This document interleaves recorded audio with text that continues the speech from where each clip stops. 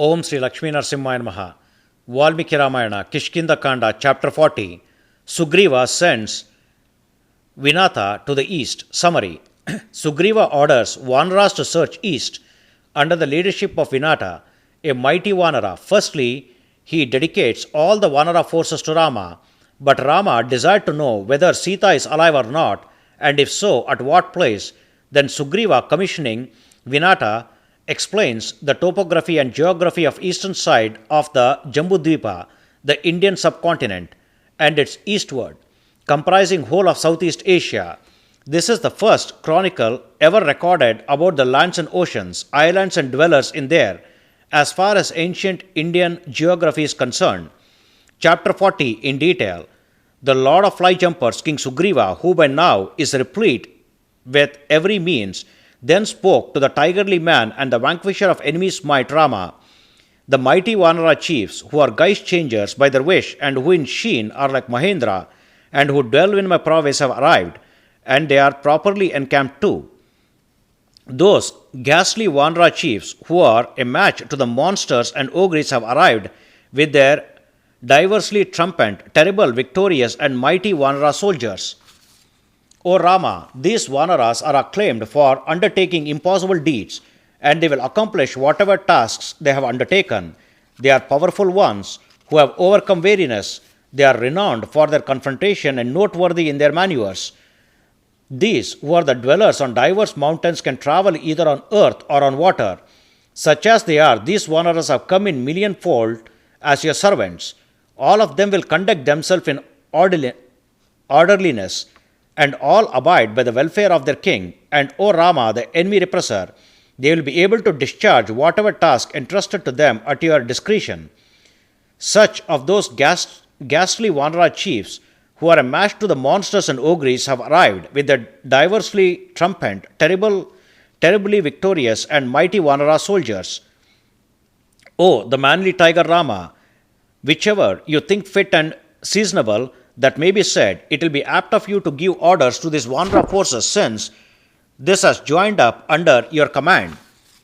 In fact, this task of yours is known to me in its nature. Even then, it will be apt of you to give them orders as befitting. Thus Sugriva spoke to Rama. While Sugriva is speaking thus, Rama, the son of Dasharatha, heartily hugged him with both of his arms and said this word to him. O gracious Sugriva, whether Vaidehi is alive or not, it shall be known. Likewise, O well-informed one, that place in which Ravana dwells, it is to be determined at the outset. Only on knowing about Vaidehi, also about the dwelling place of Ravana, I will order for the timely action at the time, that too, after deliberating with you. O chief of Vanaras, I am not the master of this task, nor Lakshmana is, but you, O king of fly jumpers, are the catalyst and the master of this task of searching Seetha. O Lord of Vanaras, you alone have to give orders for the right determination of my task. And what my task is, O valiant one, you are fully aware of it, isn't it? And it is inoffensive of you to issue orders in this regard. You are a kind-hearted one. To me, you are the second best one, first being Lakshmana. More so, you are valorous Vanara, an intellectual, a knower of the scope of time, and you join forces with us in our welfare, a partner and a patron of ours, and the best one among all those who are aware of our intentions. Thus Rama said to Sugriva. When Rama said so, Sugriva spoke in the presence of Rama and the observant Lakshmana to the mightiest chief of fly jumpers, namely Vinata, who is the commander of Vanara army, who is like a mountain in his sheen and who thunders like a cloud.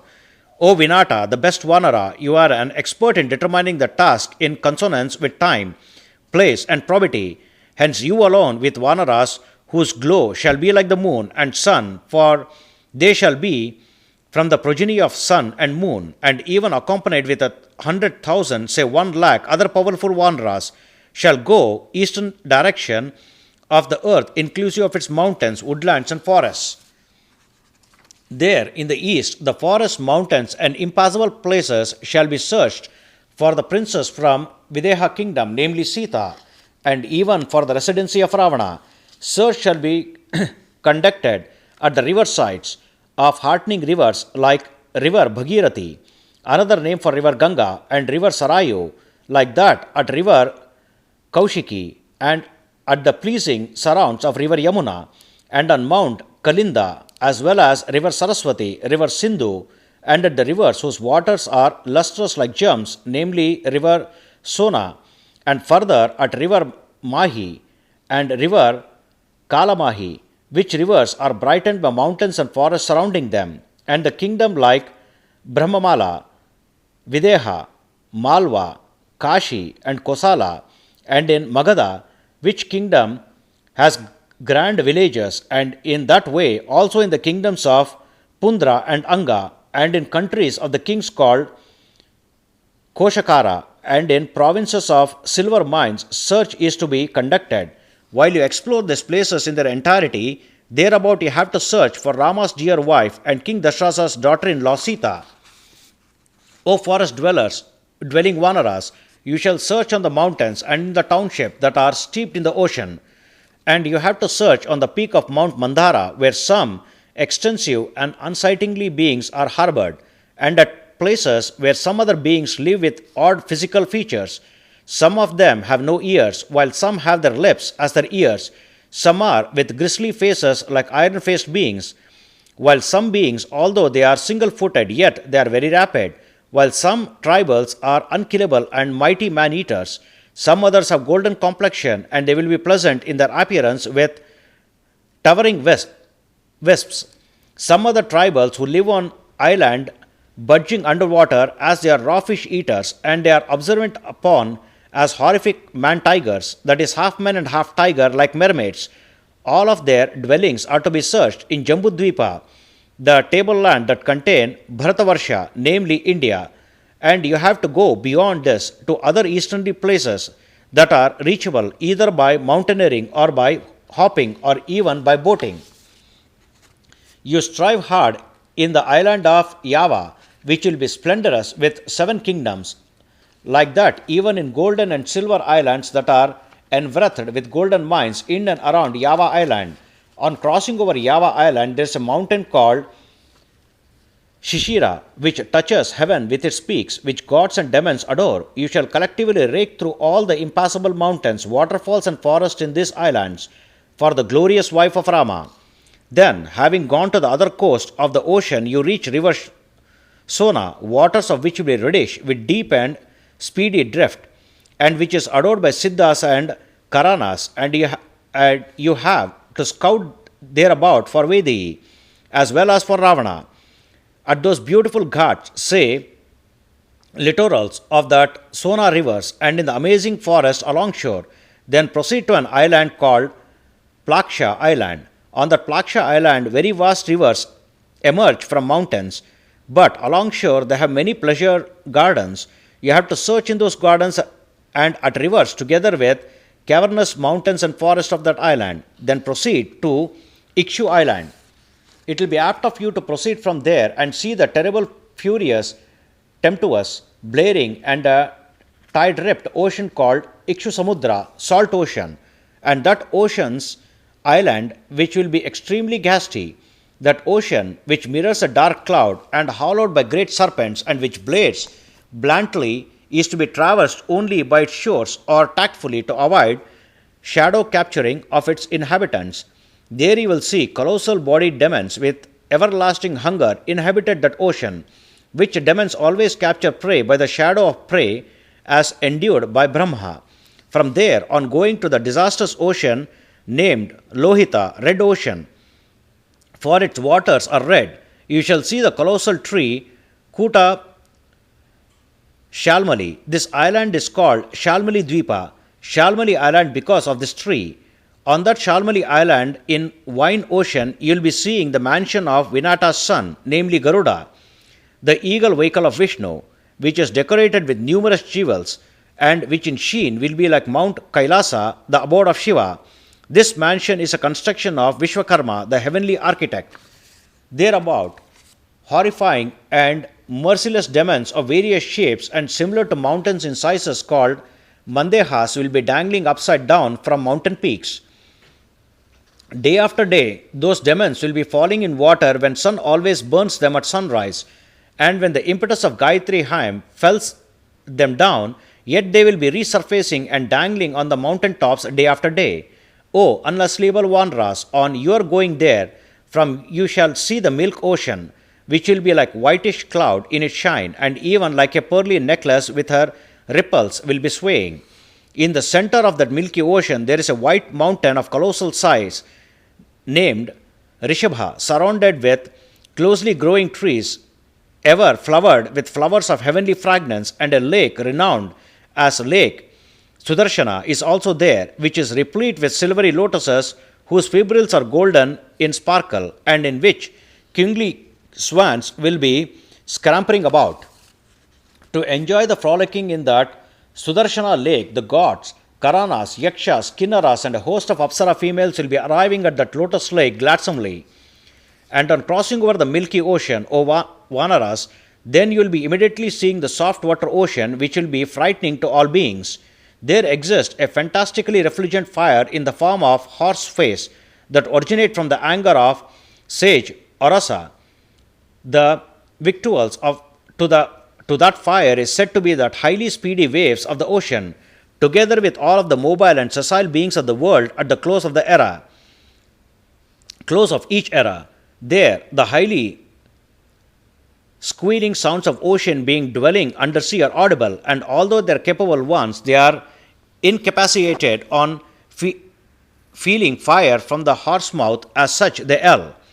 On the northern province of that soft water ocean, there is hugely enormous mountain named Jatarupashila, Golden Rock Mountain, which glitters like gold and which spreads across 13 yojanas. There you shall see then, O Vanara-s, the lotus petal, broad-eyed, thousand-hooded serpent god in black clothing, namely Ananta, sitting on the top of that mountain and sustaining the earth on his head, who will be like moon in his brilliance, and whom all beings hold in reverence. A golden pylon resembling a palm tree with its 3 branches, and its head is established on the peak of that mountain as the insignia of that great souled Ananta, and it will be lustrous with a golden podium. That pylon of the palm tree is constructed as the easterly compass by celestial gods, and beyond that a completely golden mountain is there, namely the august Udaya mountain, the Mount Sunrise, beyond which it is all west. The pinnacles of Mount Sunrise will be touching heavens, for their height is 100 yojanas, and the divine mountain greatly glitters, for it is completely golden, and it is pedestaled with such like glittering mountains. That Mount Sunrise will be splendorous with well-flowered and beautiful sala, palm, tamala, and karnikara trees, which are completely golden in hue and which will be glittering similar to sun. On the apex of that Mount Sunrise, there is another pinnacle with 1 yojana width and 10 yojanas height, named Sumansa, which is completely golden and very firm. Earlier, while threading the 3 worlds in incarnation of Trivikrama, the Supreme Person Vishnu made his first foothold on that pinnacle, Saumansa, and the second on the pinnacle of Mount Meru to tread the heavens. The sun is by far indiscernible in Jambu Dwiipa when he rises on this zenithal pinnacle, Saumanansha. After he had circled the Jambu Dwiipa in northerly route, there the great sages with nomenclatures of Vaikanas and Valikinyas will come into view with an ambience of luminosity, for those ascetics will be with resplendence of the sun, in the presence of which resplendence the eyes of all living beings will become enlightened, and whereat that illuminating entity of universe, namely the sun, will be sojourning. This is that Sudarshana island, named so because it contained Sudarshana lake. On the top of that Mount Sunrise, and even in its caves and forest on that island, Ravana is to be searched together with Seetha. The eastern aurora glows red because the golden hue of Mount Sunrise imbricates the resplendence of the beneficent sun. In the beginning, Brahma, the creator, ordained this mountain sunrise to be the gateway for earth to heaven, and even as the rising place for the sun. As such, this is very rarely said as the eastern quarter of the compass. Ransack that mountain peak, even thereabout that rapids and caverns of that mountain for Vedi and even for Ravana. Beyond Mount Sunrise, the easterly quarter is impassable. it will be hemmed in which gods, since it is the gateway to heaven, and everything is imperceivable hedge in oblivion, since it will be void of both sun and moon. Janaki shall be scouted out on all these mountains, caverns, and forests that are indicated by me, and even at places that are not indicated by me. It is possible for the Vanara-s to go only up to there, O best Vanara-s, and we have no knowledge of the sunless and boundless realms available far and beyond. You shall come back within a month on finding out Vedi and the residency of Ravana after your reaching Mount Sunrise. And none shall stay behind for more than a month, and if anyone stays, I have to exercise cope de grace. So you shall return with your purpose accomplished in exploring for Maithili.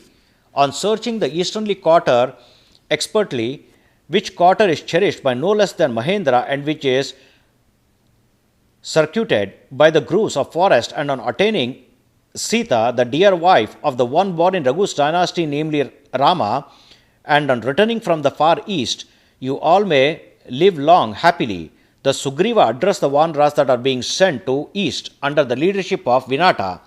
Thus, this is the 40th chapter in Kishkinda Kanda of Valmiki Ramayana, the first epic poem of India. Sri Moola Rama Vijayate. Om Sri Krishnarpanamastu.